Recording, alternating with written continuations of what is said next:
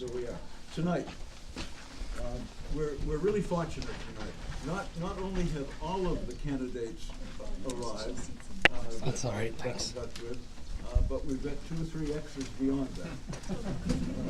So we've got somewhere around 13 candidates that will be with us tonight. And here's the format that seems to have worked well before. I've asked each of the candidates, and they've each got a page that gives them the order so they know when to stand up, and I don't have to introduce them. I've asked each of them if they would tell us who they are, their name, what position they're running for, and what they'd like to do in that position. What will they bring to us if they're elected to that position? And we'll take roughly from 7 o'clock until about 45 minutes until 7:45 for that. And then from 7:45 until 8:30, which is the next 45 minutes, you get to ask them questions. And you can just, I'll recognize you and you'll direct the question to whomever you wish to, and they will respond. And that will be up until 8:30. At 8:30, everybody is welcome to leave if you wish. Feel very comfortable at 8:30 to just leave. However, for those of you that would like to talk with the candidates one-on-one or in small groups, they will be here until 9 o'clock. At 9 o'clock, we close this place down completely. There's also some snacks over there and something to drink. And unless there's a question from the audience, I'm going to ask Beth, who is the first one to speak, to come up and speak.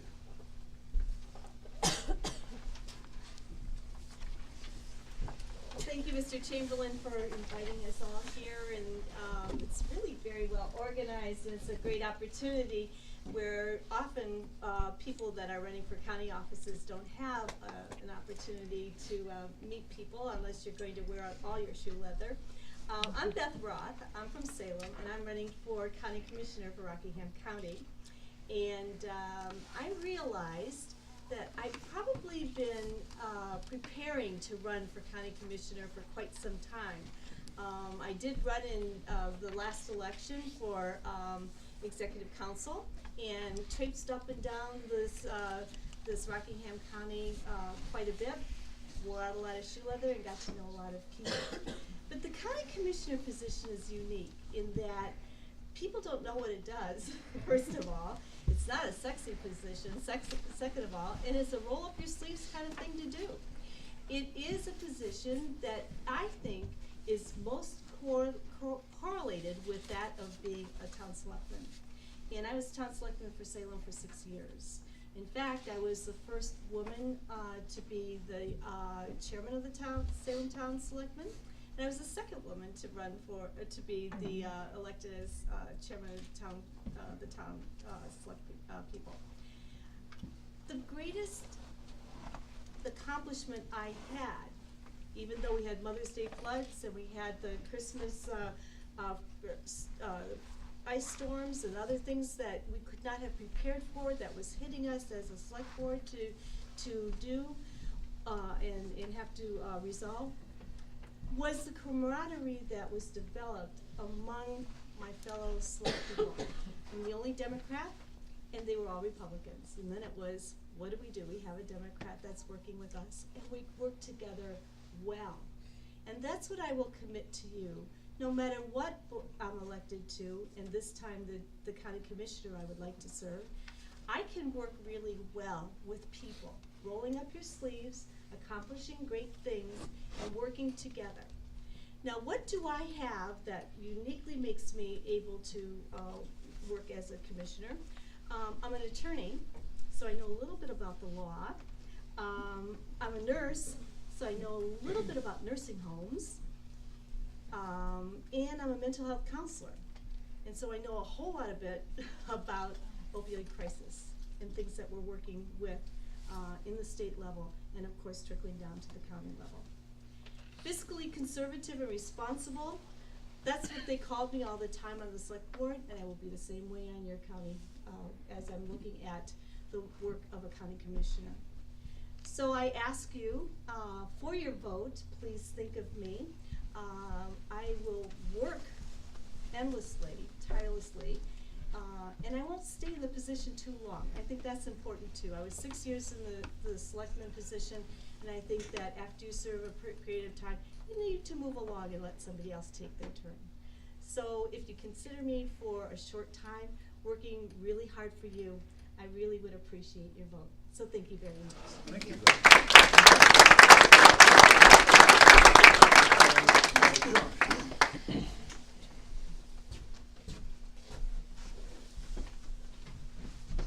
Hello, thank you, Dick, for hosting this, and thank you for letting me talk to you tonight.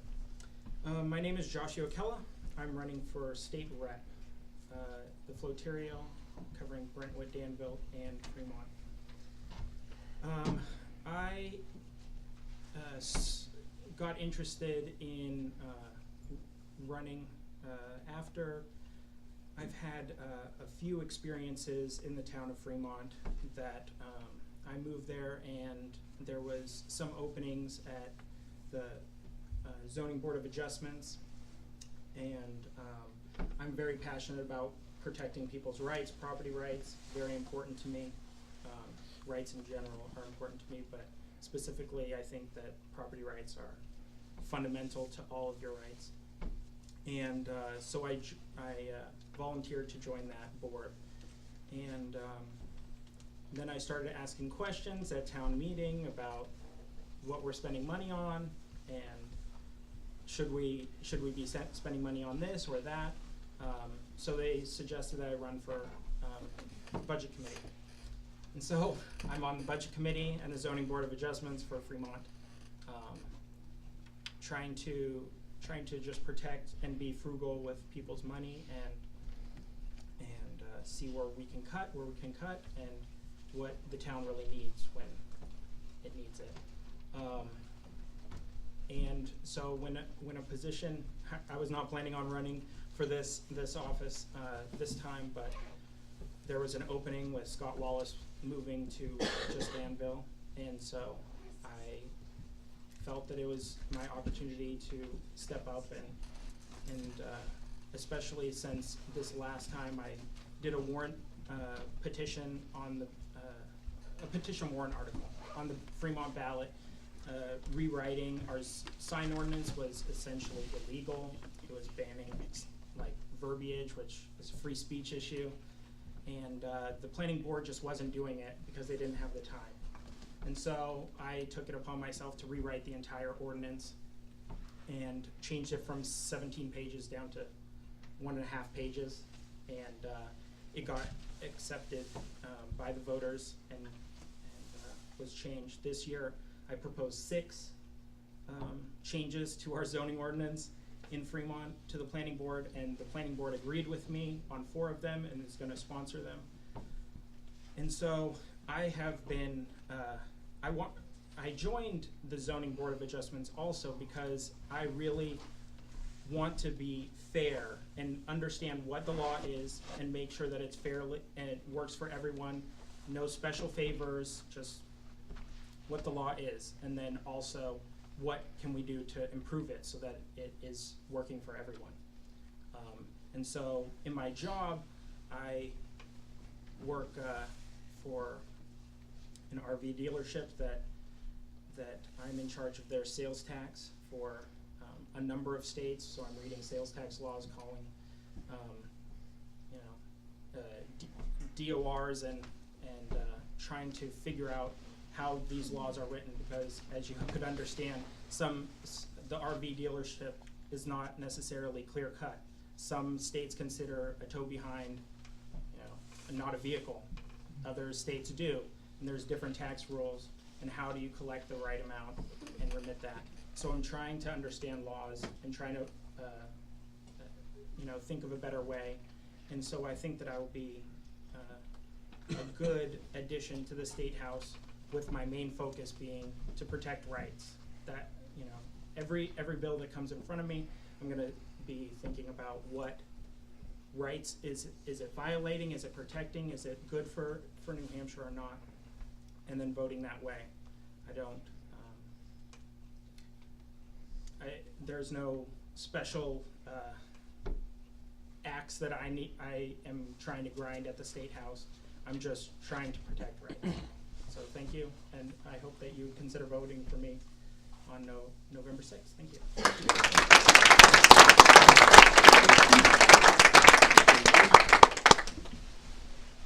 Hi there. Rats, I'm gonna read off of this a little bit. I'm gonna try not to, but long story. My name is Liz McConnell. I'm sure a lot of people in town have already seen this. I give this out at doorways. But I do first want to thank Dick for arranging this meeting, the library staff for hosting, and the candidates and the guests for showing up. This is huge. The last time we had one of these, there were like 6 people here, so that's awesome. I also want to thank Eric and John, who were part of our team, are running together, and all of the volunteers and community members who have helped with this campaign. I'd also like to thank my husband of 33 years, Russ, for supporting my endeavors and making me feel like I am, in fact, contributing to the changes that will benefit us, our 2 daughters, and the community at large. This is, after all, why I am doing this. I'm sure every person on this stage, whether Democrat or Republican, love their families as much as I do.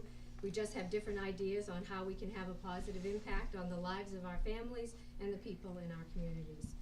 My family has influenced the stand I take on certain issues. My oldest daughter, Rachel, is a graduate of UNH and teaches 3rd grade at Greenfield Elementary School. I think the money our state spends on public education and safety for her and her students in school is hugely important. My daughter, Anna, is an environmental science major in her senior year away at college. She reminds me daily of the world we are leaving to our children and their children. So with my family's influence and encouragement, I am running for office.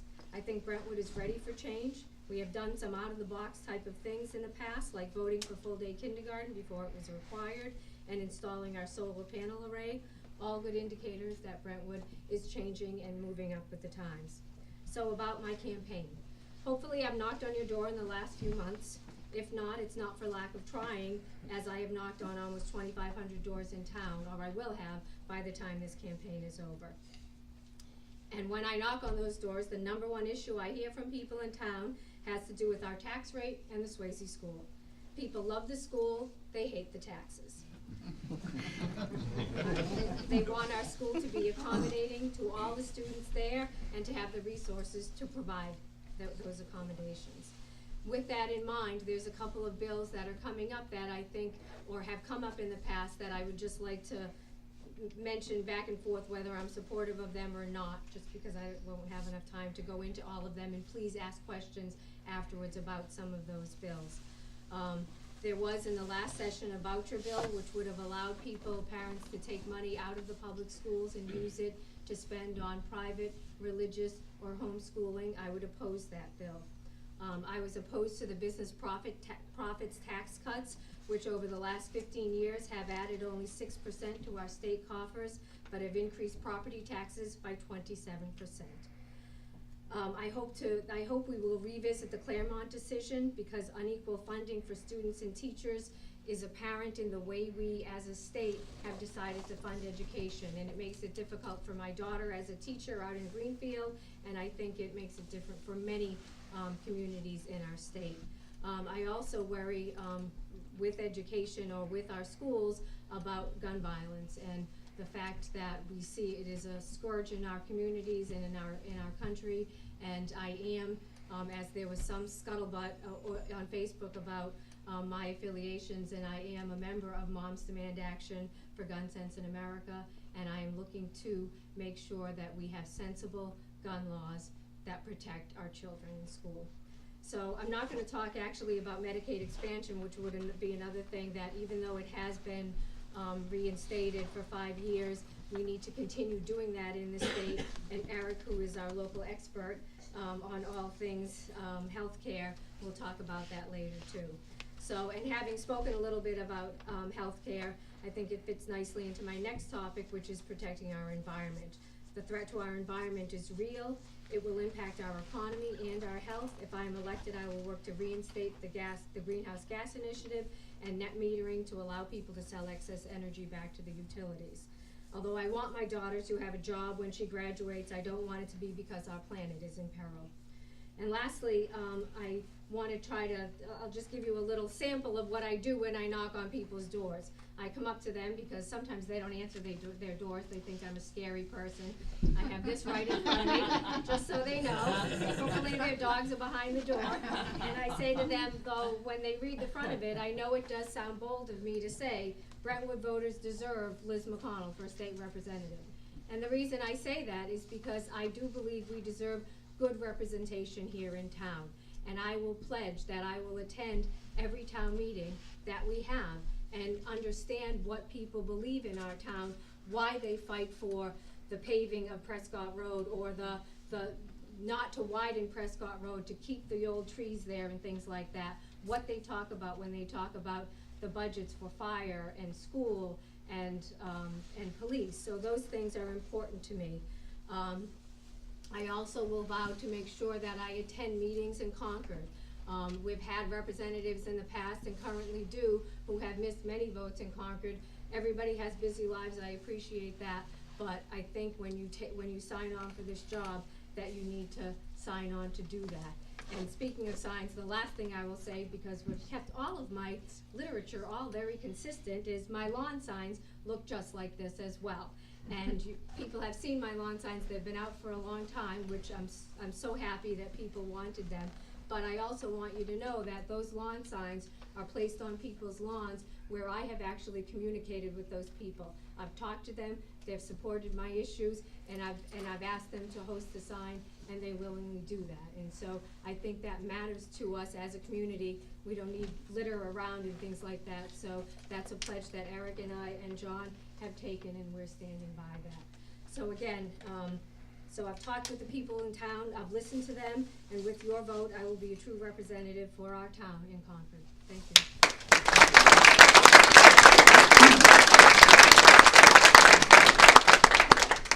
Good evening, thank you, Dick, for having me.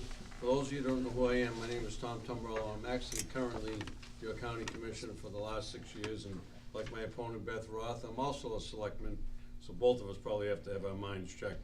I'm actually a current selectman in Sandown. I've been a selectman in Sandown for 10 years, where I live, and if I do move, I'll come to Brentwood just to tell you that. But I'm thrilled to actually be a county commissioner. When I ran for this position, being a selectman, I went from a $4 million budget to back then, which was an $80 million budget. Now, currently, we just went to a fiscal budget of 18 months with a $122 million with a 1.5% increase.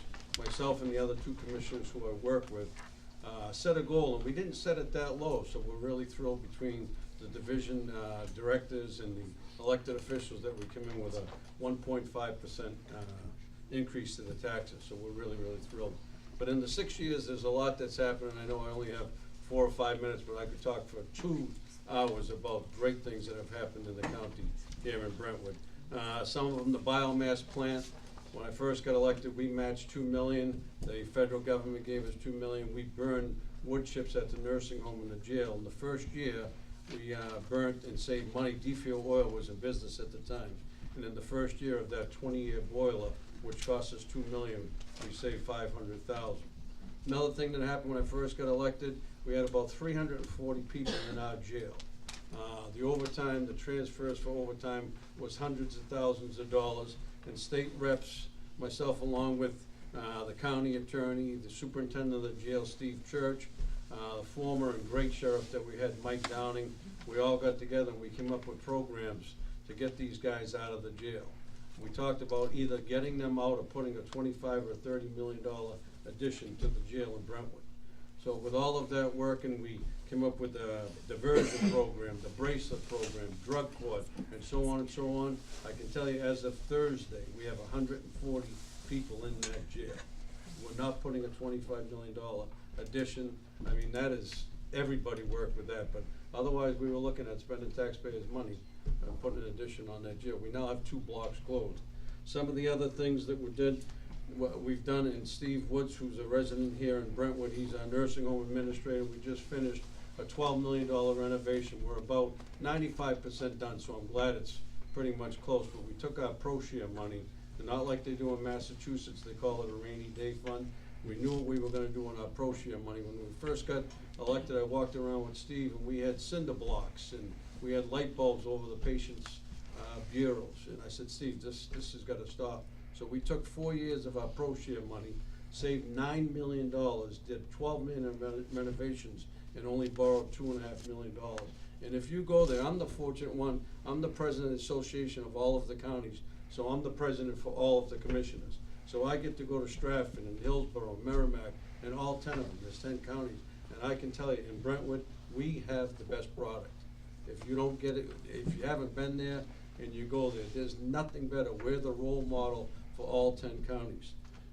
Some of the other stuff that we're doing, adult medical daycare. When I first got elected, adult medical daycare was closed. 2 of the other commissioners voted to close it, and I did not. And I was boisterous. And if you look me up and look in the newspaper, you'll see that I wanted to keep it open. Well, it closed because we were losing a lot of money. But, you know, they paid their taxes all their life to the elderly. You could drop your mother off and go play golf and come back and know that your mother was safe. Well, when you have 3 commissioners, 2 win and 1 loses. Well, I lost. I can tell you today that it's opened back up and in another venue. Right now, we support 5 different agencies that actually house adult medical daycare for Rockingham County by giving them a voucher. And Steve and I went on a field trip, and we went to the 5 different places, and 2 of the 5 told me, Tom, if you open up adult medical daycare, I will go out of business. So I can tell you, we went last week with about 7 or 8 state reps, and we went and toured, and they saw what we did, and I can tell you, there's 88 state reps that are thrilled at what we've done. Another thing we did right here in Brentwood, you all know the 3 ponds is closing.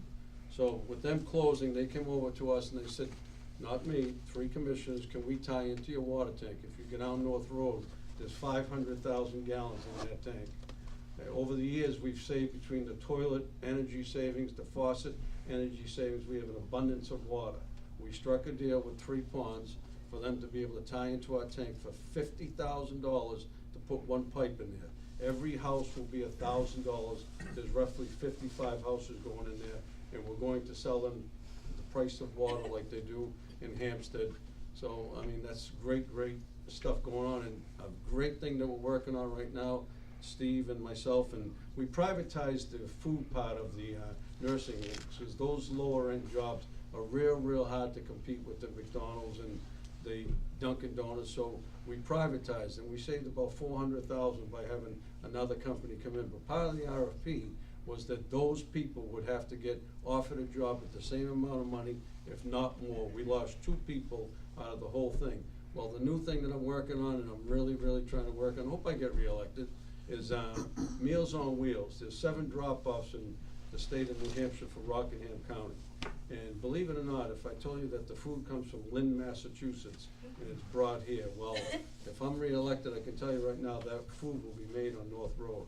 We're working out a deal. We come up with an RFP. We had a meeting last week that it's gonna cost us no extra money for equipment. So we're real thrilled. We're working with Meals on Wheels, and that's a feather I really want in my cap. But I can only tell you, I met Beth Roth today, my opponent. She seems like a nice lady. She hasn't said any bad things about me. I haven't said anything bad about her. But I can tell you that I worked, last month I was up that county, and you know, that position, you're not obligated to do anything crazy. But I can tell you that last month I was in my office 23 days, and I'm a master electrician. And I can tell you that I'm pretty busy with electrical, but I love being up there. I'm not gonna be a selectman anymore. I've already started to tell Sandown in March, find my replacement.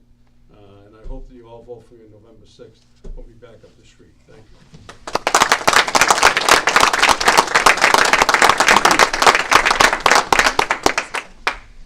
Tom, you have like 8 jobs. I can't believe you're giving one up. I never know where you are. I gotta give it up. I got it. Councilor Prescott, thanks for coming. Good to see you. A little story quick. My funniest memory of Brentwood is a couple of parades ago here. We were marching, it was just my family, me, and my mother-in-law. She was bringing up the rear on the parade. It's a real short parade. I said, can you do the parade? She goes, oh yeah, a mile, I can do the mile. Well, we hit the bottom, right around the antique store, it's uphill. And she said, I'm done, just leave me here behind. And a military group who comes here, and they're in your parades a lot, they had a big, huge truck. And I said, can you guys take her? And they're looking at her, and she was a little big woman. And there's a ladder up there, like, well, if you can get her in, So they had two soldiers pushing my mother-in-law up, and they flipped her in. And that's always going to be, whenever someone says Brentwood, I think of her. I'll just tell you a little bit about my family. I want to thank, and I always forget to thank my wife. Russell, you know I have the best wife in the world, and she puts up with me. Tommy, your wife's a saint too, but she's up there with it. Yeah, you always gotta mention them. I gotta thank, a lot of you in town have probably met my daughter Colleen. She comes to the doors because her job is to make sure, Russell, you know I talk too much, 5 minutes, Dad, she's pulls my pants. After a while, she starts working her way up to my ear, and so I know I'm at 10 minutes when she's pulling my ear. So thank you, Colleen. I'm the only senator who doesn't have a consultant. My consultants are my 3 teenagers and my 10-year-old. And my wife. They're running the campaign for me. They ran it last time. It's worked well. I couldn't afford a out-of-state expensive consultant. I wish I could. But I'm running for the families of New Hampshire. I'm one of 3 bipartisan senators. What do I mean by that? I mean Lou DeSalesandro said I am the most bipartisan senator. But on my voting record, Marcy's Law, they asked a Democratic senator and a Republican senator. It was for victims' rights. They chose Donna Soucy because she's a much better speaker than I am. And much better looking, and they said, you can be the Republican guy, Bill, you're okay too. My 3 daughters, they go to the Timberlane Public Schools. They are flourishing. My son graduated from Timberlane in 16. He's going to a great college. Anyone who has kids going to Exeter or grandkids, don't play girls soccer, because my daughter's the #1 in the state. She's also the fastest runner, so give up soccer and running for about 2 or 3 more years. What have I done? I helped enact full-day kindergarten. No one ever thinks of the Republicans as education, but that's what we did. We got kindergarten through. We did attach Keno, which offended a lot of people, but I thought it's better to have, rather than take your money out of your pockets, why not have people who are willingly going to go out and gamble and pay for that kindergarten to save you money? We lowered tuition at UNH. We came up with a governor's scholarship so that poor students, 600 of them are now, getting scholarships to go to UNH. You've got to have good grades, but the Governor's Scholarship Fund is a great thing. We also froze tuition 2 years ago at the community colleges. We gave $20 million to public local aid. I went to Exeter and hand-delivered the checks for your town to the assistant superintendent, and it was to go to whatever they thought the needs were. Everyone's very safety conscious, which in these times you have to be. So a lot of schools we said, you tell us what you need for your buildings. Some buildings did locks, some did shades, some did cameras, some did bulletproof glass. So we said, locally, you guys decide. We also, the year before, we helped pay for Prescott Road, like we were talking about, Liz. We gave $35 million at the end of the year back to local aid for roads and bridges. And again, your town got to decide where to spend that money. I was at where was I Monday night? I'm everywhere lately. I was at New Futures last Monday night, and they work with the developmentally disabled. And they haven't got funding increases for a long time. So this year we increased their funding by 12.3%, which is $56 million. Still wasn't enough. They have a wait list. We added $5.6 million to eliminate the DD wait list. And as of October 1st, there's nobody left on the list. Anyone can give me the hook when I go too long. In Sandown, John will probably hook me now. Okay, in Sandown, I'm a member of the Lions Club. I run the vision and screening for Sandown. Tommy, I'm at every school every year. You've probably seen me. I've coached 36 teams in town. I only do the little kids because you only have to meet on Saturdays. I don't have time for the practices during the week, so I only do 4 to 8-year-olds. 2 bills I'm proudest of. I wrote a veterans tax bill to raise the tax deduction for all veterans, 110,000 of them, by $250 each. I also wrote a childhood cancer bill. It's really it's a big election, really. Molly Kelly was in the Senate 6 years ago. They overspent by $800 million. They used the rainy day fund up, and they tried to sell buildings to make up for the shortfall. Since I became a senator, Chuck Morse took me in on day 1 and said, we have to live within our means. Here's the money we have. You can't spend any more. Our business taxes were the 49th highest when I started in the House, and our electric bills were also the highest. Companies like Sig Sauer came to me and they said, you gotta do something or we're not gonna stay. I can make bullets down in South Carolina. I can also make the guns there. Do you want the job? So we said we'd lower the business taxes. We did that, and by about 15%. So now we're around 29th in business taxes in the country. And that's to bring new jobs and keep businesses here. Molly Kelly said that was gonna ruin the businesses. It didn't. We now have 12,000 more jobs than ever before in New Hampshire, second lowest unemployment, highest median family income. Our K through 12 schools are ranked second in the nation, fourth best in education overall, and every business has benefited under the BET tax. It's for just existing, you pay a percentage, and then the business profit taxes. Yes, the bigger companies did get more money because they have more employees and they are bigger, that's why. We're ranked fourth in quality of life. I'll wrap up quick. Pretty close. We did Medicaid expansion. We did it with a twist though in New Hampshire. We said you have to work, do some sort of job if you're gonna collect. So 56,000 New Hampshire residents now have Medicaid expansion. Substance abuse, it was $39 million. We upped it to $78 million. We added beds at the Sununu Center. We did a needle exchange. If you call anywhere in the state right now, you can get picked up by a van and we have beds available for you. I have the best attendance record. I didn't get anything. I think if you check, out of 420 representatives over the last 4 years, I'm either one or two. They can't really tell, but I've been at every meeting. I never miss a day. I'm always there. My wife will tell you. New Hampshire's on the right track under Governor Sununu and I. I'm proud to be a little part of it. I want you to stay on track, and I'd like you to vote for the governor and I come next Tuesday. Thank you very much. What's your name?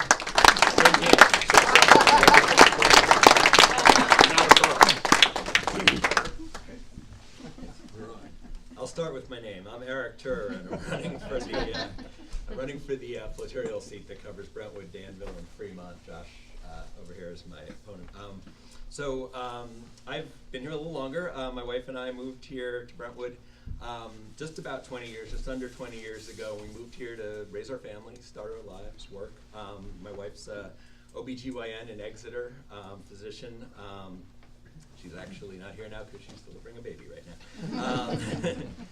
My two kids went through the Swayze School and CMS. My son's now off to college. My daughter's in high school. We've participated in countless community activities, attended the town meetings, developed a broad group of friends, and called us our home. So I'm running. I've not been a politician before. I'm running. I've been politically active, but I've never run before. Running now because I feel like we need to bring real representation and practical representation back to our community. And I think I also can bring a unique mix of skills, combining practicality with sort of passion and purpose for certain issues to this job, and I'll explain a little bit more about that. So I have an MBA in health administration, and my career for 30 years has been consulting with programs and organizations around increasing access to healthcare for populations that don't have it, low income, underserved, Medicaid, rural, elderly, etc. So from a big perspective, I believe there's no social or financial reason that people in our community should die, suffer, or go bankrupt because of healthcare costs. But believing it doesn't make that happen. So I've been working here and across the country throughout my career, so I've seen a lot of different ways that states organize themselves. I think along the way I've come to see what good government looks like, and I also think I've come to see how New Hampshire achieves very high outcomes in a lot of areas with one of the lowest per capita tax rates in the country. That's not an accident. Our state's been run on principles of careful financial management, civic engagement, and local priorities. Lately, I think we've been straying from that. We've been taking costly and harmful actions that have nothing to do with the policy related to the underlying problems that they're solving. So I'm a policy person by nature. I'm not a politician. Might be able to tell that. So policy analysis to me means seeking the most effective way to use public resources to solve problems. Just that simple. So it irks me when I see these decisions being taken that are based on partisan ideology or based on out-of-state priorities that don't have a lot to do with the underlying problems. Our state doesn't have that luxury because it's a very lean state. So there's three things knocking around on doors. I've not nearly knocked as many doors as Liz has. But I have done quite a few, several hundred, actually more than that. So I hear three things: healthcare, education, and taxes. So my prime example of ideology over practicality was the fight over Medicaid, which is in place now. I want to make it clear. But that brings $400 million into our state every year. And it doesn't raise our taxes, federal taxes, one bit. If we didn't take it, it would be going somewhere else in the country. So in my opinion, that's sort of legislative malpractice to not accept a proposition like that in the state, regardless of ideology, maybe at the federal level. But that's the vote that was cast from this seat the last time that came up.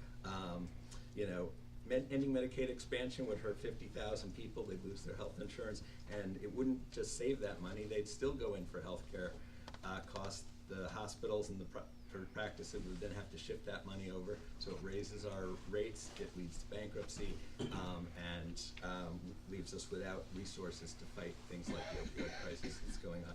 Also would have devastated our rural hospitals. But Medicaid's just a piece of it, so almost every door I've knocked on, I've heard a horror story from people who are insured. You know, it used to be that was sort of the key to the healthcare system, and that's kind of eroding. We're spending more and more money on healthcare, getting poorer outcomes, driving people into bankruptcy, and causing rates to rise. And I know that's not the way it has to be. Depending on what happens federally, we may have to do various things in the coming years to stabilize the insurance markets. Hopefully that won't come to that. Concerned about our tax system. The other thing I heard door to door is pitting families against the schools. You know, elderly people on fixed incomes and low incomes are struggling to pay their property taxes. The people who have children want good schools. Those things should not be at odds with each other. I think we should implement some additional protections for people at the low end of the income scale to make sure that they're not being forced out of their homes. And again, I don't think that's a choice that's impossible to work out. The latest proposal, which Liz mentioned, letting people take their money out of the public schools and put it into private and religious and homeschooling, funneled through nonprofits that take a cut out of that, I don't think that's a good idea. I think it raises our property taxes and leaves us less able to provide a good education. So many other proposals that fall into this category. Defunding Planned Parenthood was not going to lower healthcare costs. It was not going to increase healthcare access. You know, I'll say repealing concealed carry, where people had to check in with our chief of police to get a permit. You know, was not a big intrusion, and I don't think repealing that made us safer. You know, those are solar and renewable energy caps. The whole fight over raising those limits. Same thing. You know, we have one of the best, fastest growing solar companies right here in Brentwood. You know, I don't think it helps to not increase those caps. It doesn't help our environment or our energy costs. Let me just finish up. I think there's a real choice in our race this year between Josh and I. We have very different philosophies, but I've talked to Josh many times, and you know, he's a decent person, and we've had some good conversations. But so first, three things. One, I'm really part of this community. I love and understand New Hampshire for what New Hampshire is. I want to preserve what New Hampshire is. I want to expand what New Hampshire, move us forward into the next step in the evolution of this state, but not fundamentally change it. I didn't come here as, you know, as part of the Free State Project, basically, which targets New Hampshire as a place where house seats are easy to get. I moved here to live here. The second thing is I have a pretty diverse knowledge and experience base to work from. So I know how to develop solutions that can gain broad support, and that comes from decades of work with this sort of thing, you know, at the state level, at other state levels, at the federal level. And last, and I think this is important, and Liz touched on it, I have both the willingness and the ability to do this job. I've been asked in cycles past to run, and I've said no, because I didn't have the time, and I didn't have the resources to actually go to Concord and do this job. I wouldn't run for this position if I didn't think I could do it or do it well, and that has happened in the past. So I'll just close. If elected, I plan to listen. I promise to represent everyone, regardless of party or ideology. I've gotten a lot of different support from a lot of different factions. all parties knocking on doors. And lastly, I pledge to do this job. In my opinion, the work to win the people of this town over to my side starts the day after the election, not the day of the election. So I hope you'll give me the chance to do that. Appreciate your vote. Thank you.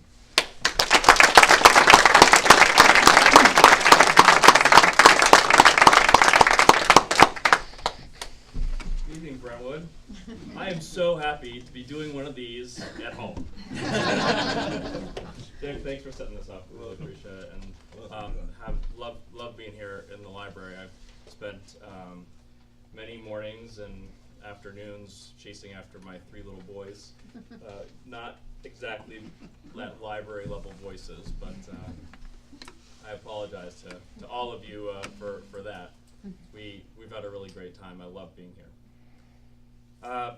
So I work for a cybersecurity company. I was one of the first employees.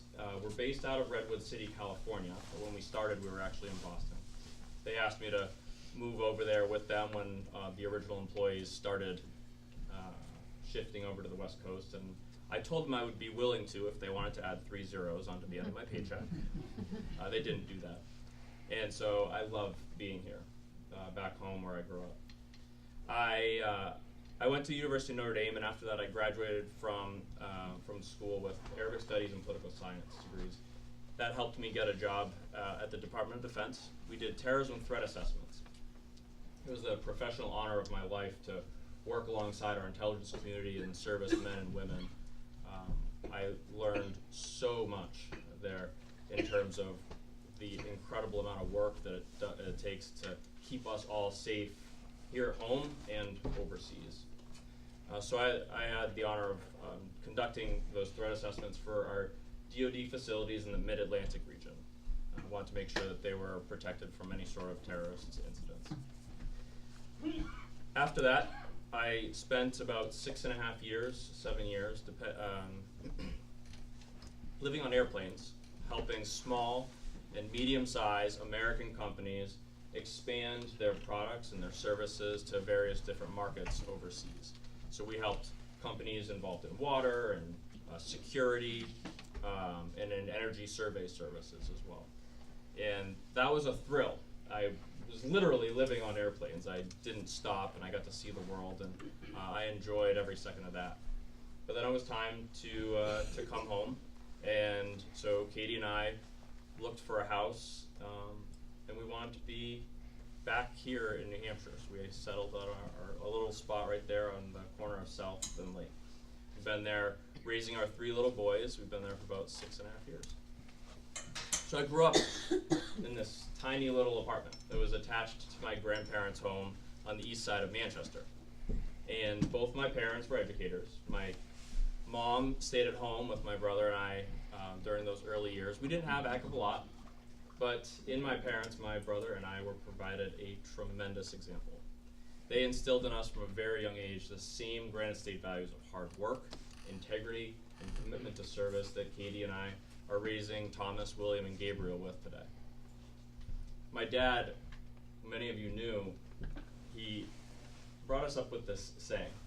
He would always remind us to leave the woodpile just a little higher than we found it. Well, that's why I'm running for state senate. That's the kind of work ethic and commitment to this community that you can expect out of me when I'm state senator. I've learned that running for an office like this with 9 towns means that you are going to knock on a lot of doors. And I have done that. I've committed to knocking more doors than any candidate in either party running for any office in this entire state this cycle. And I'm proud to tell you we are way ahead of schedule in terms of being able to make good on that commitment. Some of those stories, the stories that I hear from the folks on the doors, some of them fill me with hope.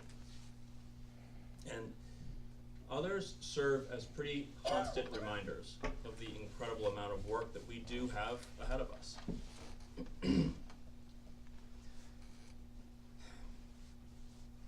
Some of the stories that I hear are pretty upsetting, particularly when it comes to things like seniors getting taxed out of their homes, folks who have been contributing to their communities for 30 and 40 years, and who continue to be threatened by those annual property tax increases we're far too familiar with in the state. And then folks who are confronting the opioid crisis, literally on the front lines. We're third worst in the entire country. And the average person has to wait 15 to 60 days to get treatment right now. I intend to do something about that when I get to the state senate. And you can mark my words that I am going to take very proactive measures right away. But here's the most impressive and shocking thing that I've really learned. People that I've knocked on their door, when I've knocked on their doors, they're interested necessarily in whether I'm a Democrat or a Republican. They want to know that they're going to have a representative that's going to listen to them and then do what it is that they say they're going to do. But when I'm your state senator, that is the kind of state senator I will be. Thank you all very much. I'd love to earn your vote.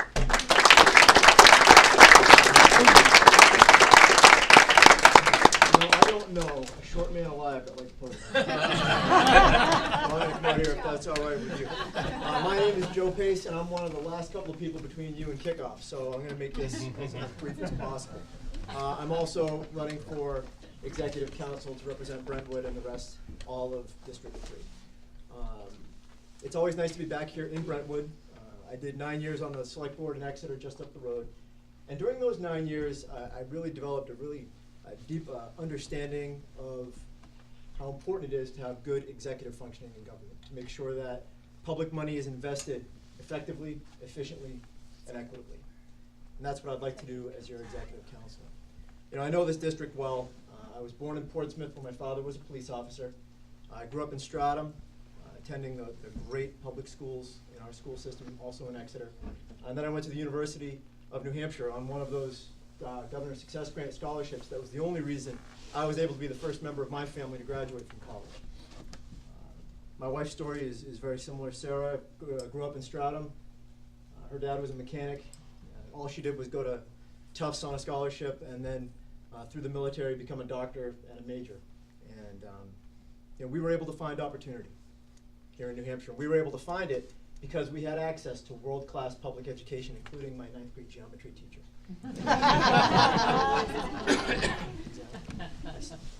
I'm so sorry I wasn't as good at geometry. It still bothers me to this day. We had access to this world-class public education. We also had access to affordable and reliable and quality health care.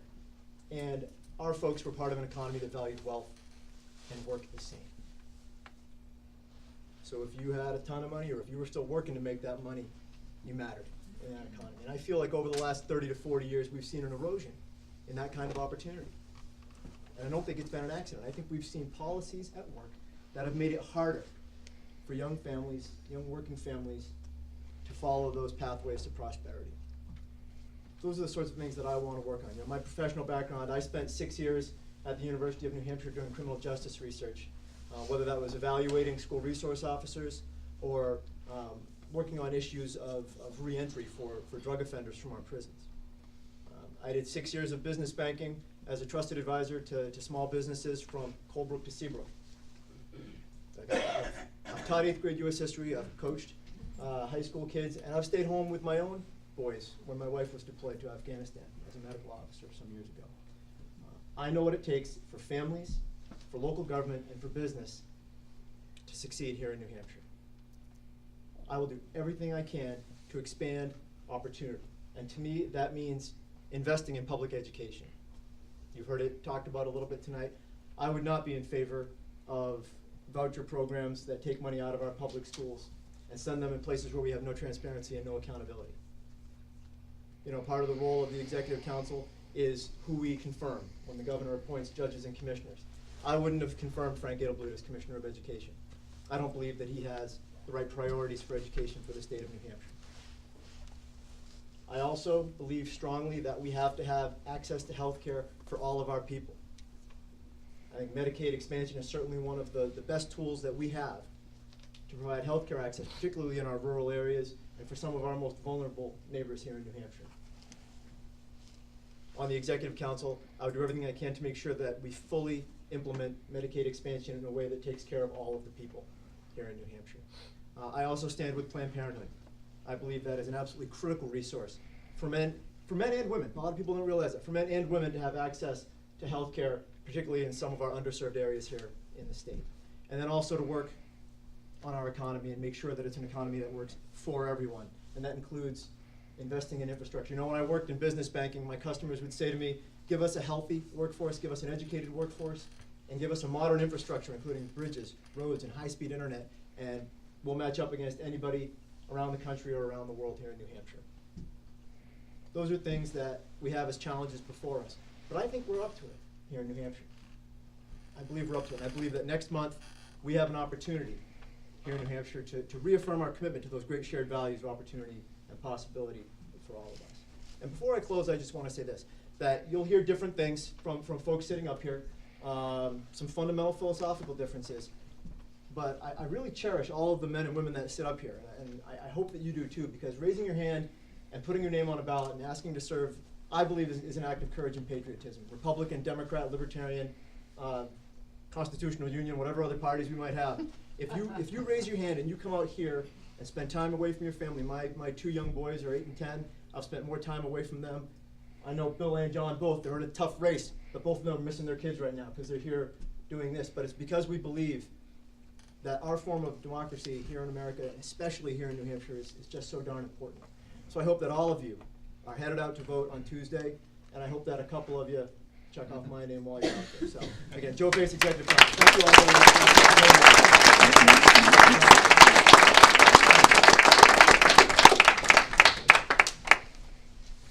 Good evening, everyone. Russell Prescott. Thank you, Dick. And I appreciate this opportunity to speak with you. You may know me from my father's business that he started in 1954 in Exeter. It's a R.E. Prescott company. We sell pumps and water treatment to installers like plumbers or water treatment well drillers. And that's been our business for wholesale supply in Exeter. I'm also a graduate of Exeter High School, where if it wasn't for Brentwood, where my future wife lived, I wouldn't have come here as often as I did during high school. And I'm glad I did. And she turned out to be the best thing ever to happen to me in my life. We've been married for 36 years. We have 5 grown children, and they are doing well. We raised them at the Sanborn Regional High School and elementary and middle school. They also went to UNH, and also one of them is now in a doctorate program down in Baltimore because of the Seacoast School of Technology. So if your kids haven't tasted the flavor of the Seacoast School of Technology, that's a really good program. I talk about my business because it's been a very focused part of my life. For 34 years I've been partnered with my brother, who's much better at administrative skills than I am. I did well because he was my partner and we worked together. We had this goal: make sure we provided health care for our employees, make sure we offered proper sharing for our employees, and make sure we gave them a wage that allowed them to grow and buy a house, add a garage, and all that.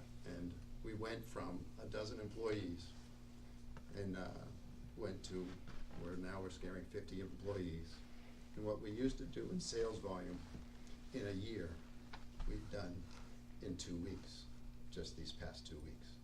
It's phenomenal what New Hampshire has to offer small businesses if they just dedicate themselves to their employees.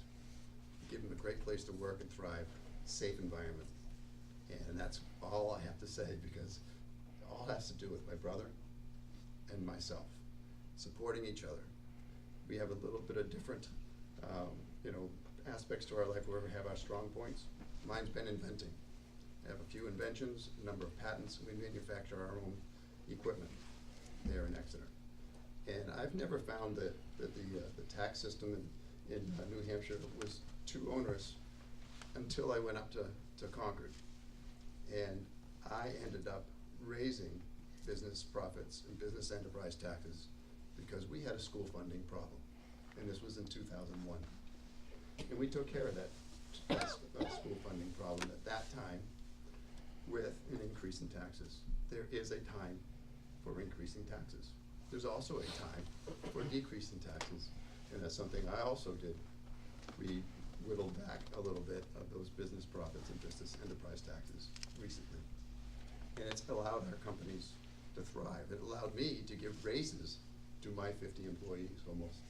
So that was very, very cool to see from the increase of taxes to the slight decrease of taxes, the trend. And what happened, we have higher unemployment, and we have a more thriving economy today. The job of the Executive Council is less of the policies that I used to do while I was a senator for approximately 10 years. This department, of course, is just how we spend that money. We don't talk about policy. Well, should we be taxing that much money? Should we, be really putting into this category? Shouldn't we give less to the community colleges and more to the university system? We don't do that. What we do is make sure that the monies that the policy drivers have said to be spent, the legislation has been passed, the budget has been made, where the money's going to go. We decide to make sure that it goes to the correct people who do the job. They're contractors, to correct good contractors with great morals and great work ethics, and have had great expertise and have proven to be doing a good job, as well as they're doing it with high quality and the best price. So that's one part of the Executive Council. Also, the other part is the appointees, such as the commissioners, and a lot of boards, a lot of committees that people volunteer for. So if you ever want to think about volunteering for state government, as many here are doing, there are other committees that wouldn't take as much time, but you'd get a lot of fulfillment. And all those appointments are confirmed by the Executive Council. So we can have an opportunity to work together if you decided to say, hey, I'd like to volunteer. The other function is for the judiciary system. We have a number of retirees coming up, reaching their age of 70, and we interview the judicial candidates. So the governor decides who is going to be the nominee. The nominee is interviewed, and then the confirmation occurs all in a public setting. That's our job as well. The last job is really the Executive Council being a liaison to the executive branch of government. It's your connection to the governor, in fact. So this Wednesday, is a Executive Council meeting, and the governor is going to have a breakfast. We're going to have more of a casual atmosphere. All of the commissioners will be there. So if you had a particular problem, I would say, if you'd like, why don't we go meet with the governor or the commissioner? We can have an informal conversation just to break the ice, and then set up an appointment for dealing with your problem. That's part of the Executive Council's job. And I would appreciate doing that job again. I always try to be cheerful, making sure I answer my phones, get back to people, make sure that I do hear their problems and try to address them. And public service has been the greatest honor of my life, and I appreciate the opportunities that I've been given. And I'm here to ask for your vote one more time. Russell Prescott. And I appreciate it.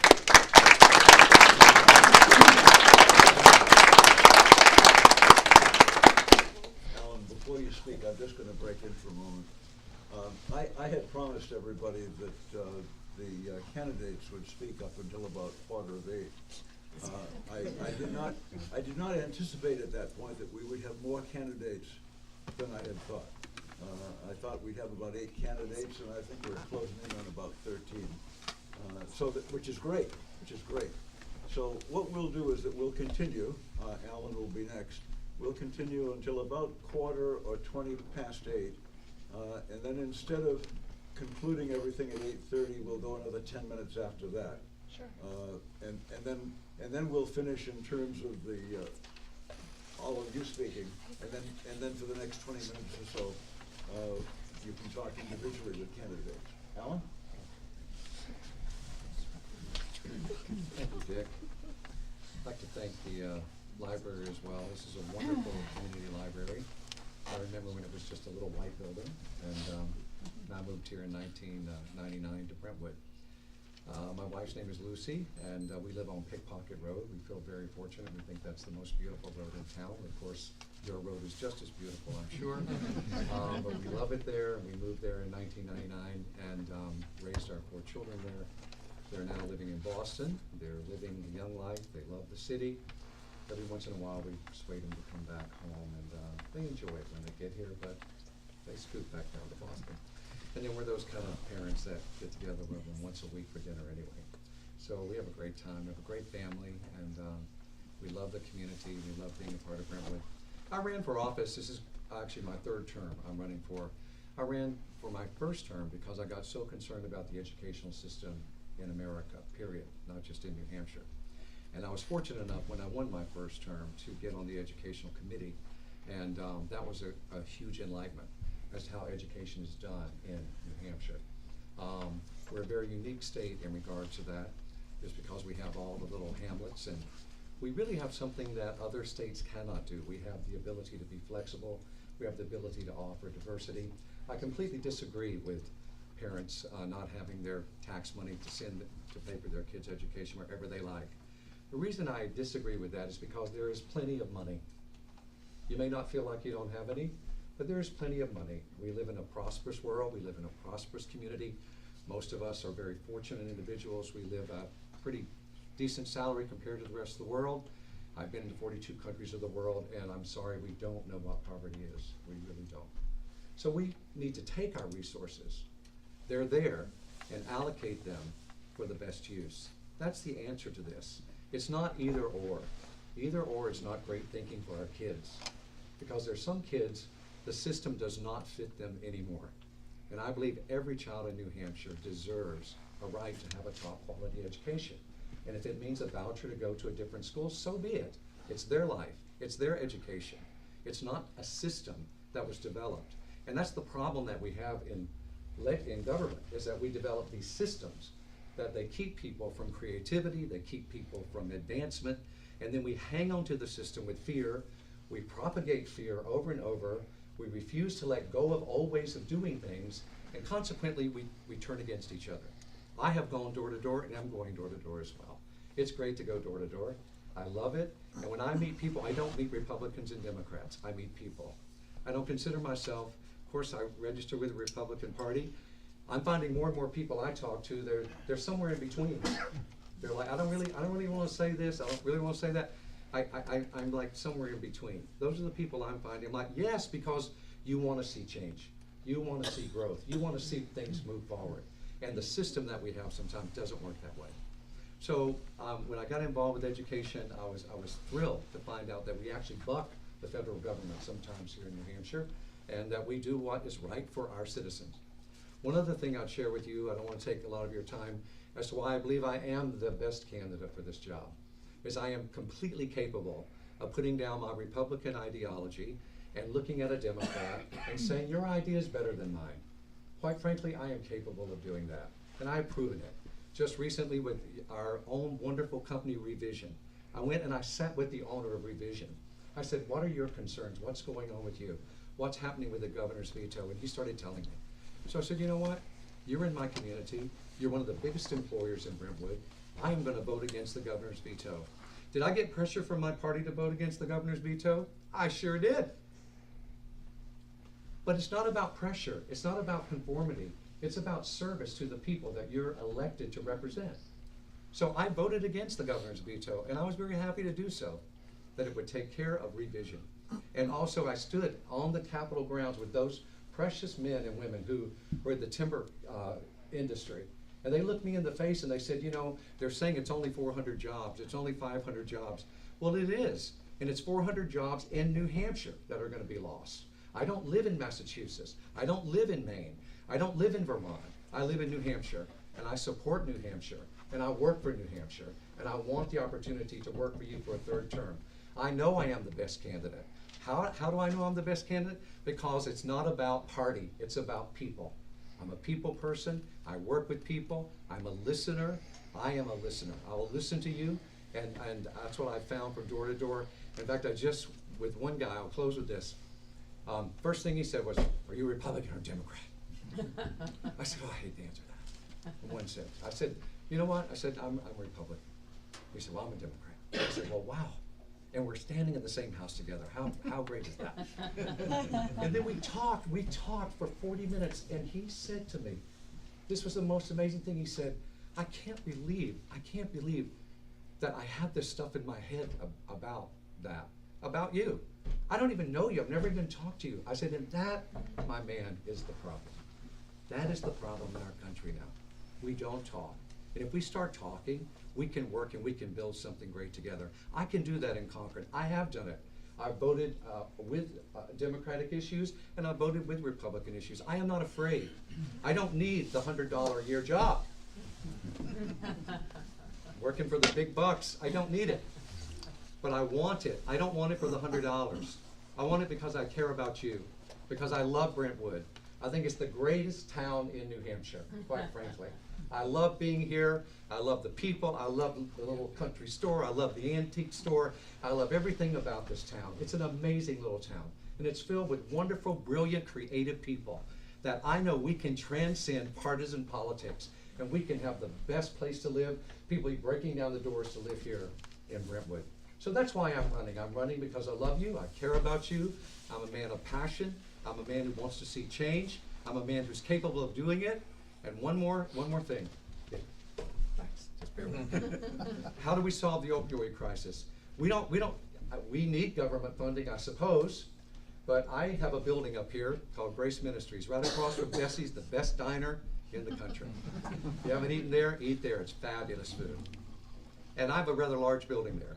Our church has a 33,000 square foot building. And this gentleman, Mark Anderson, lost his son to the opioid crisis. And he came to see me. Not because I was a legislator, but somebody told him I had a lot of space. I said, yeah, I got a lot. And it was just sitting there. And I said, would you like some of that space? He said, can I have some of that space? I said, yeah. He said, well, I'm not a religious man. I said, give me 5. Give me 5. I'm glad you're not a religious person. That's great. I don't care. You're a person. You have a need. You have a heart. You're broken. Your family's fallen apart. You lost your son. This is important. I don't care about your religious affiliation. So he took that property. Folks, maybe you've been to Austin 17 House. You should come and see. And what we are doing with the opioid crisis is we are trying to do preventive work, not just follow-up work with government funding. But we are getting families there every week. They're walking in that door, and they're getting together. They're communicating for the first time. They're laying down their cell phones. They're shutting down their computers. They're playing games together. They're talking together. They're building relationship. They're building family. That's how we solve the opioid crisis. We will never solve it with more government spending. It's got to be one-on-one. We've got to get into the hearts and minds of people. We've got to get a hold of them. And we've got to help them recreate the family thing that's missing inside of them. And that's why I'm running, because I have the skill set to do that.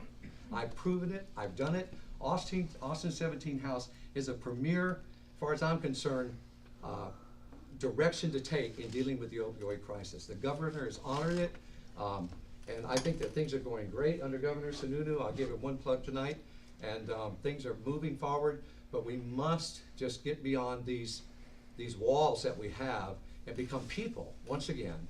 And I know that nothing will be impossible to us. We can see great transformation continue here in New Hampshire. My name is Alan Cook. I would thank you very much for your vote on November the 6th. God bless you.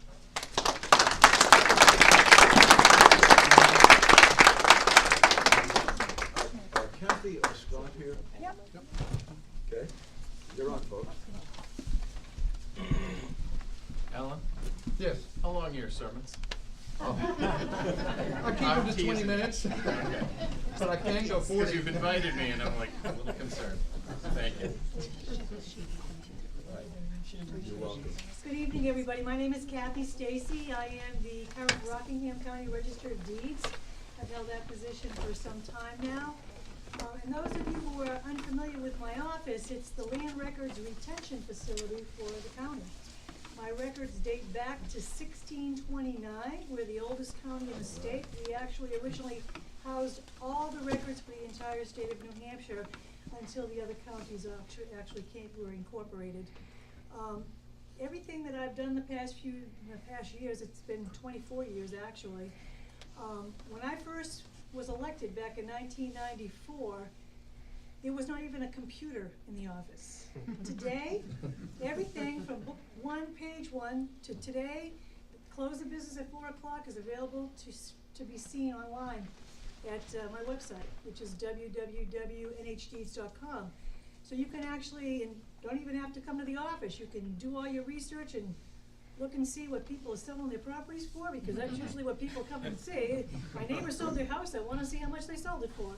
You know, those type of things. But, you know, I have to tell you that over the years, you know, when it was really, really busy, my office staff grew to 24.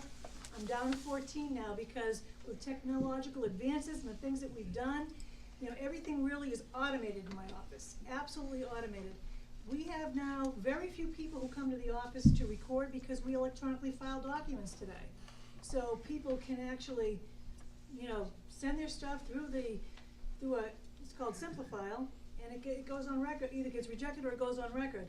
You know, really, my hope is that it saves you money, the consumer, because these attorneys and title companies aren't having to come to the office and record. So that was really the reason to do that. My office is pretty much the only self-supporting office, I would say, in the county. My budget's $1.9 million. I turned over last year to the county $3.8 million, and to the state of New Hampshire $44 million. We make, obviously, we make money. It's a one-stop shopping, you know, facility pretty much, because all the land records have to come through my office. I'm available any day of the week. I'm always there. I'm happy. You'll usually find me on the floor working with the public, because we have a lot of people who come in and ask questions. I will tell you that I am a Salem native, born and raised. I reside there with my family, my 3 grown children. I graduated Salem High School. I went on to get my Bachelor of Science degree at St. Anselm College in Criminal Justice. Decided I wanted to be a police officer, but my father kind of said, no, you really shouldn't do that, because back then, that's a long time ago, there weren't a lot of females in law enforcement. And so I went to law school, and I am licensed to practice law in New Hampshire and in Massachusetts. So my specialty was real property. So hence my desire and my seeking the office of Register of Deeds. So I thank you for this opportunity to speak this evening, and I would hope and I ask for your support and your vote on November 6th. Thank you very much.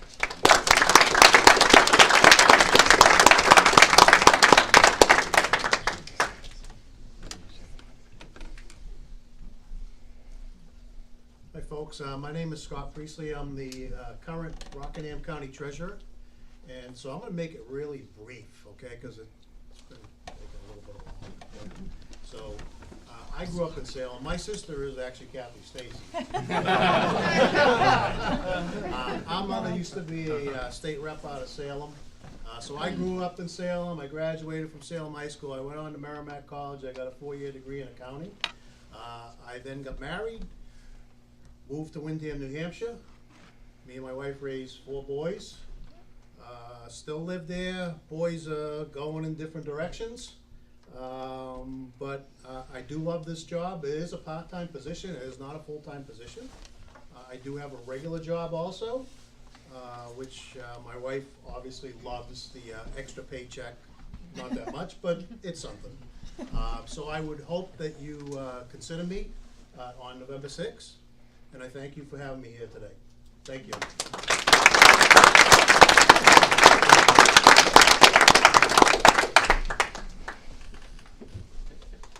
I meant to mention at the very beginning that I want to give 3 thanks. One is to the candidates for being here. More than we have ever had And the second is to all of you, more than we ever had. And the third is to the Brentwood Library Yes. for hosting us. We really, as some of you have said, we are enormously fortunate to have this building and to have these people that are in it and to have the kind of programs that go on here. Let's take about 20 minutes and whatever questions you have of particular candidates, and they can just sit where they are and respond. Go ahead. Who's got a question? Yes, Liz? So I don't believe we have enough beds for, the opioid crisis. I know somebody said it's 15 to 60 days, but somebody said there's not. I'm pretty sure that we don't have any beds for guys that work third shift and need to sleep during the day.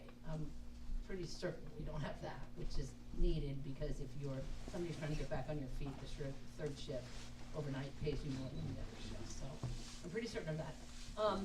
I like what John and Eric have to say. One of you or both of you can answer this, but I would like to know how you would do what you would do without an income tax or a sales tax. Absolutely. So are you talking specifically about Whatever, the opioid crisis? opioids or Medicaid expansion or how? Well, we have Medicaid expansion. Right, but keeping it or? So I'll address your question, Okay. Liz. Or more beds, let's do Specific, that, to the opioids, or more beds. specific to the opioid Yeah. crisis. So there are two massively important bills that would have really helped us to advance the fight against the opioid crisis. Because today, my opponent seems to think that New Hampshire is doing an excellent job against the opioid crisis. He's quoted as saying as such in his article just last Friday in Seacoast Online, so you can go and check it out.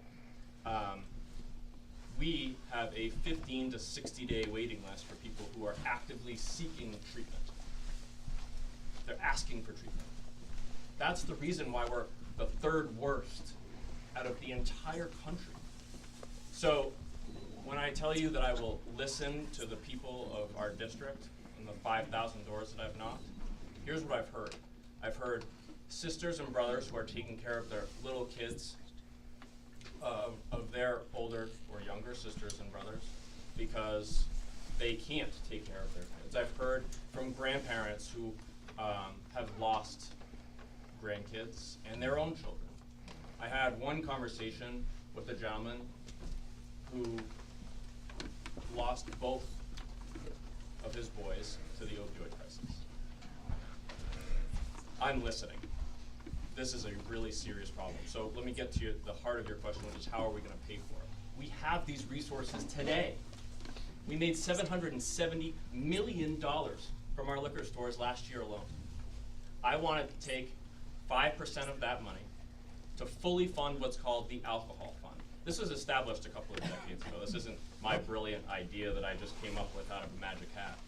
Senator Gannon, he fought to fully fund the alcohol fund to its full degree at 5%. Now it's 3%. Why are we not even funding the minimum that we could be doing for these people suffering? It's not just the people suffering. It's $5,000 to $15,000 every single time there's an opioid-related overdose 911 call. Thank you, John. I want to be sure. Also, there's the Rescue Act, which Senator Gannon voted against, which would have taken $10 million out of our $100 million rainy day fund list. I would support both of those measures on an immediate basis. So let me just jump in real brief. Yeah, go ahead, Aaron. With opioids, we just received from the federal government, thanks to the work of our federal senators, the state opioid response funds. So it's a 2-year grant of about $24 million a year. And the process right now is ongoing to figure out what to do with those things. But very specifically, increased substance abuse counselors, increased beds, and increased access to what's called medication-assisted therapy, which is really the only solution, because once someone's addicted to drugs, they're not seeking the high anymore. They're seeking to avoid the pain of withdrawal, and the medication-assisted therapy lets them make that transition, gets people into care. None of these things in the long term is very expensive, and without going into more detail, but I'll talk to you afterward. You also have to remember, this is a massive industry that we are trying to insert ourselves in, and there's no real reason why those people have to be addicted in the first place. It is an industry-driven, it is a financially driven problem more than it is driven by the drugs. The drugs are the marketing. They're not the cause of the addiction. Thank you. I'd like to ask that the questions be brief and that the responses be brief. So that a larger number of you can ask questions. Yes, go ahead, please. Okay, so this is for Joshua, Lynn, and Liz. Yes or no, if the red flag bill comes up again in the next session, would you be voting for it or against it? No. Yes, red flag meaning that we would be able to identify people who had mental health issues or who were a danger to themselves or others, and be able to talk about what we're gonna do with it, or take guns away from them so that they wouldn't cause harm to themselves or others. So It temporarily allows Yes. the proper authorities to temporarily take away their guns and also temporarily restrict them from purchasing guns. Right, there would have to be a lot of back and forth between the legislature and mental health providers, because they do have some serious concerns about that, because mental health, people who suffer from mental health can have, you know, periods where they're not stable, but then periods where they are stable again, and so we would have to be able to look at that in terms of the red flag laws. So, Bill, did you want to say more? No, I want to respond to John if I could, Mhm. after you guys are done. Well, I wanna hear this. so we have due process in this country. You need to be actually convicted of something before your rights get taken away. I don't believe that someone, like going to your doctor and putting a bridge between you and your doctor, or you and your school teacher or whatever, of the issues going on in your home life. I think that red flag laws would put a barrier there where you can't speak to your doctor. Specifically, I talked to a vet that the VA actually asks them if they are doing their own finances, and if they say no, that they can have their weapons removed. Yes, and so I talked to one specifically, so that very much concerns me. Thank you for that, but that's not quite the understanding. This is for family members who can come forward because of proven instances of mental distress, where they could Proven in harm a court of law? themselves. The person could harm themselves or could harm others.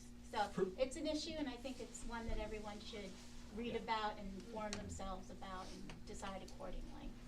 Thank you. Is there a compromise anywhere between these two? I'm not looking for a compromise. I was looking to see what their responses were. So I'm not saying I'm either just one's wondering right if or wrong. out there there's any kind of compromise going on. I think there are. I think there's some bipartisan. I don't want to take this over. It was supposed to be brief, so I would just say research red flag laws. Which states have passed them and why? Which ones aren't? Which ones are trying to work something out? Well, especially, my you whole know, point. even with the most recent shooting, you know, the idea is that, oh, this person has mental illness, and so that therefore, you know, that's why we can't do anything about the guns in this country, because people who are mentally ill are causing the problems. Well, this red flag law would help to be able to And again, it's a temporary. add into that. Temporary. Right, yeah. Okay, thank you. Is there another subject that somebody would like to speak to? Yes, sir. I'm Keith Stanton from Fremont. I'm a registered Democrat, but that doesn't mean they own my vote. You have to earn it.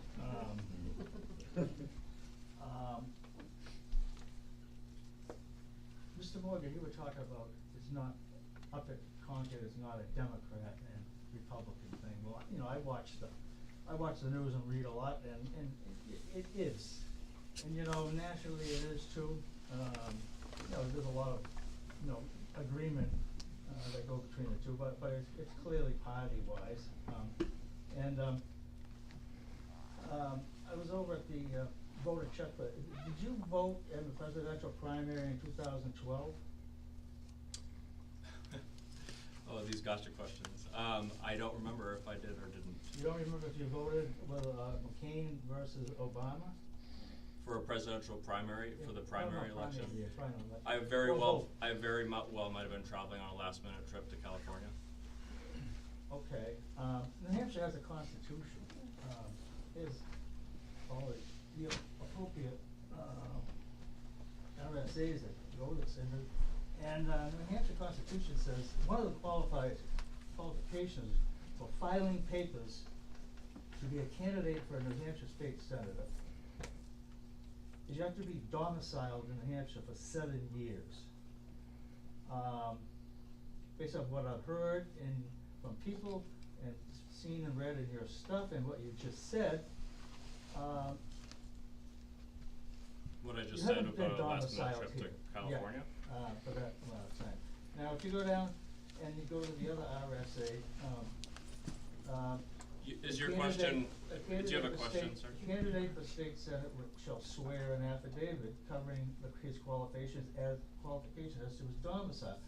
To hold, and RSA 655(2) says, to hold any elective office in this state, a person must have a domicile in the state.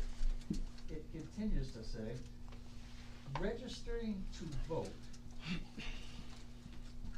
or voting in another state during the relevant time period, which is 7 years, for you, that would go back to 2011, shall create a presumption that a person does not have a domicile in this state. I think, okay, I think we I think we get get the question. I think we get the point.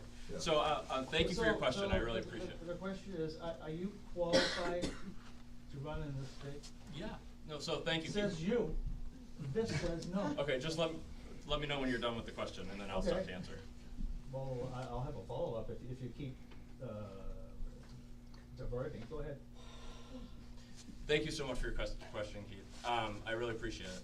So, yes, I've been domiciled here for the last 7 years. We obviously checked out the You RSA. just said you did. You just said you were voting in California in 2000. Go home. Have a good night, sir. But why isn't your name in the voter checkbook for 2012? Keith, I've been registered as a voter in Brentwood for longer than 7 years, so you can go check it out yourself. I don't know what to tell you, sorry. I think if you wanna follow up further, the two of you might need to talk. Yes, sir? So, I just wanna say the preface of this, the people who have come here tonight have shown absolute class to the nth degree, and I hope you feel that. The Brentwood residents would probably affirm that. And so I have a question for Eric, an honest question for you. So, I'm a dad of like 6 kids in Sanity, from 21 years old to 8 years old. You don't wanna see my house after school. And I'm not always the sharpest tool in the box. So, just an honest question, cause you had mentioned, and I don't care who answers it, cause I have a tough time with, as a parent, I feel like I can make these decisions regarding school, and I'm school board at Swayze. I feel like I should have the power to make the decisions over each child, and the funding should stay with the child as they go through the education system, because not every child is gonna fit in. And I just wanna hear from either you or Liz, or maybe somebody from the other side of the aisle a little bit about this, because I feel like looking at my kids and the crazy differences that go on, I would like to be able to support each child in whatever environment might best suit them. And I love Swayze, hear me in saying that, but I don't know if everything can be handled by the government with each child in a government school setting. I'm just curious to your thoughts, because you're a very sincere guy. Thanks. Yeah, I mean, I've got a few thoughts on that. You know, first of all, I mean, the public education system, the way it works, requires participation locally. I moved to this town for the public school system, and you know, I support it, I pay into it. I've been to the school board meetings. I got involved with the education funding issues that we had a few years ago pretty deeply. the two things that are difficult to deal with at the local level are the changing enrollment systems and the infrastructure.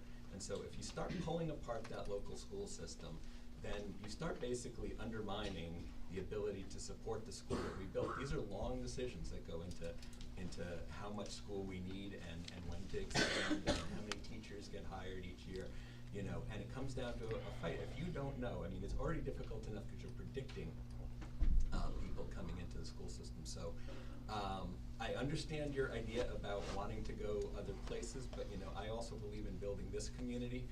I'll say I moved here for the whole public school system. Both of my kids ended up going to Phillips Exeter. That was a choice I made. It was not an easy choice, but it was a choice that I had. That school actually has need-blind admission, so you know, it's not that people who are of low means can't get into that school if that's where they decide and their kids can qualify for it. So I appreciate the idea behind school vouchers and behind being able to move around. And then I also have some specifics, which I won't go into, about the way that SB 193 was structured, which basically funneled the money through nonprofits that basically then took an administrative fee, and they were the only recipients to know what the outcomes were. So there was a couple of flaws with that specific bill, and then I have issues with the entire sort of the net effect. Bill? I just want to answer this question. My 4 kids and all Tom's kids have gone to Timberlane, and they're doing great. And that's my choice. That's where my kids are thriving. They're going to be valedictorian. The one who's the sophomore, she's up there. And but some schools aren't good. Hinsdale used to graduate 30% of the students. So you're going to tell me that if I live in that town, and right close to us, Milton, I'm very friendly with. I work in the schools all the time. And I talked to their guidance counselor, and they said most of the kids at the school don't look to go to a 4-year college. So if you live in that town, I would like you to have the choice to go to the school that fits you. I think you're the parent and the student. You guys know what's best for your kid. It's a fallacy that the Democrats have spread, that it's going to take funding out of the schools. It is not. Timberlane costs $21,000. If you take $3,600 and give that to the parent to go wherever they want, and we give $1,000 would go to the infrastructure. That's $4,600. Out of $21,000 that we pay per pupil, it's leaving you like $15,004. That would be less taxes for you in Brentwood. So if a few kids don't fit in here, they need a separate school. I'd let the parents decide, and it'll save you money in the town. It will not hurt your infrastructure, your schools. Okay, you know, but we've only got about 5 minutes left here, and I just want to see if somebody's got another subject. I have a different subject. You got another subject, I all do. right. This was for John Morgan. Actually, all the Democrats answered this the same way. All of you want to still keep allowing out-of-state voters to vote in our elections. Can you explain why? I mean, John, maybe you can answer that. Sure. Thank you. Your name is? Kimberly Moran. Hi, Kimberly. Nice Hi. to meet you in person. Nice to meet you. We hear a lot from you on Twitter. So I firmly, wholeheartedly, 110%, please hear every word that I'm going to say, believe that we need strong, secure elections. Anything that you're hearing from trolls online, it's garbage, folks. We want New Hampshire people to be involved, engaged in their civic and communities, their civic life in their communities. I see it as a responsibility for us. That's part of the reason why I want to run for office. I think every single person in this state should vote if they can. The problem is this, though. We keep hearing from the other side that we're going to throw hurdles, more challenges in the way of getting involved and casting your ballot. Yeah, I oppose that. I think we should be encouraging every single person in this state who can to get up there and vote. So I hope every single person in this room does. Thank you so much for being involved and engaged enough to come to a forum like this. Is that responsive enough to your question? No, he didn't. There's actual residents. I agree, actual residents who are permanent residents in New Hampshire should vote, but they're all against keeping that residency requirement. So, no, sorry, what was added was a change to go from the term domicile to the term resident. And a lot of other states have what's called a residency requirement. But if you look at what residency means in New Hampshire, if you look at that bill, it was only one line long. It just changed the word domicile to resident. The difference there is what being a resident of New Hampshire requires is registering your car here and getting a real ID driver's license and some other things that, so there's two groups of people that I think you're talking about. One is college students that are here. The other one is active duty military that are stationed here. They're the two groups that are mostly affected by that rule. And, you know, I think those are two groups of people that I don't want to put in the way of participation while they're here in the state. They're not just passing in to vote and leaving again. They are here, they're here for prolonged periods of time, and this is where they vote. If they choose to stay here in the future, then I think that's all the better for our state. But everyone has the same rules if they move here to be a permanent resident. 60 days, you have to change your vehicle registration, your license. We all have to go by those rules, and we have to serve jury duty as a result. These students or the people who are just temporarily here do not have to do any of those things. So they're basically suppressing our vote because they can vote by absentee ballot like I did when I was in college, and most people do who are in the military. So in other states, they don't have to do those things. Okay, to be resident. yes. Yeah, I just have a question. How many people here have served as an assistant moderator, a supervisor of the checklist, or a vote checker at the polls? Raise your hand. This is New Hampshire. Like, if it's not half the room, then I don't know what. The 9 years that I spent in Exeter working at the polls, the only busload of voters I ever saw was from Riverwood.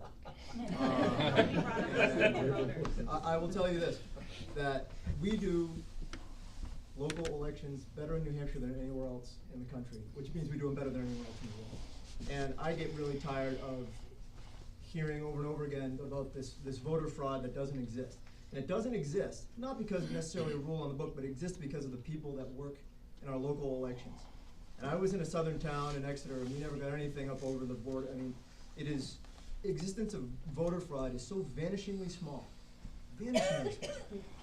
that I can't believe the amount of oxygen that we take up in talking about it. I'm actually not talking about voter fraud. Well, I'm I understand you're talking the about law. out-of-state voters, and I don't want to be argumentative because that's not the point. But you're of not this, talking about the issue. That's not. Well, I'm not talking about voter excuse fraud. me, ma'am. Excuse me. You've had your time, and I'd like to have mine now, please. And so I do think that what we need to do, we have a problem in this state that we're aging rapidly, and we need more young workers. Our businesses will tell you that we need more young workers.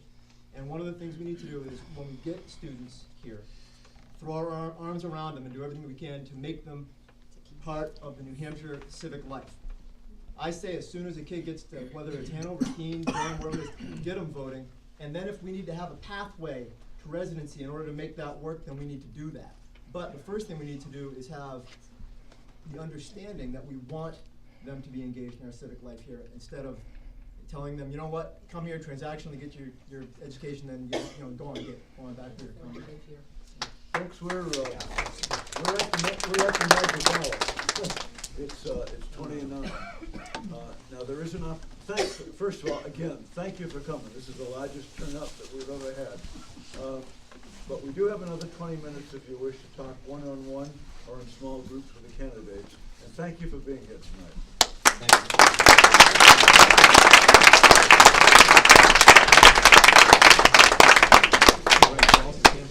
Did you sell the trailer? Nice to see it. It is not a trailer.